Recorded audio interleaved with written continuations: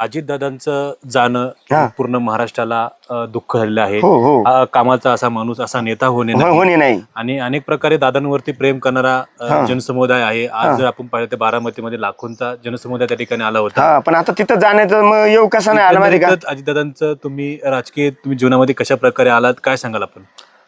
आता कसं माहिती का, ते पवार घराणं म्हणलं का ना, लय हुशार टॅलेंट घराणं आणि त्यांच्या विचाराची माणसं दापून कसं माहिती का, आणि कोणचे विचार ऐकून उपयोग नाही हो. कसं आता ती गांधी घराण्याच्या विचारसरणीची माणसं, महात्मा गांधी सारखे ते, आता पंडित जवाहरलाल नेहरूंचं जर सांगायचं तर सोमतीलाल ताई त्यांच्या मंडळी होत्या पंडित जवाहरलाल नेहरूंच्या. कमला नेहरू, कमला सॉरी का, कमला नेहरू पंडित नेहरूंच्या मंडळींचं नाव होतं. आणि त्यांच्या पोटी इंदिरा गांधी जन्माला आलत्या. त्यांचं बुवा निधन झाल्यानंतर ते आपले गांधी इंदिरा गांधींना आपले घ्यायचे, भाषणाला जायचे पंडित नेहरू बॉटल धरून. आणि ते वारसा चालीत असताना कसं रक्तातच असते ते प्रत्यक्ष. आणि म्हणजे मला काय म्हणायचंय का बुवा, ते अनुवंशिकता असते ना.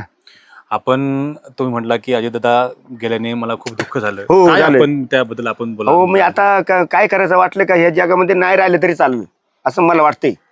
कसं माहिती का, असा एवढा मोठा चमकणारा हिरा हरवला, तिथं आपण काय करायचं बुवा नेमकी, असं मला माझ्या भाषेतून मी सांगतो. आणि एवढा मोठा नेता गेला, समजा गोपीनाथ मुंडे त्या टायमाला ते गेले. मग मला याच्या मागचं जरा थोडं काहीतरी आठवते. पण कसं माहिती का, मी बोलायला दबकतो अजितदादावानी. कसं माहिती का, मग राजकारण अजितदादा पहिलेच म्हणते वांगाळे.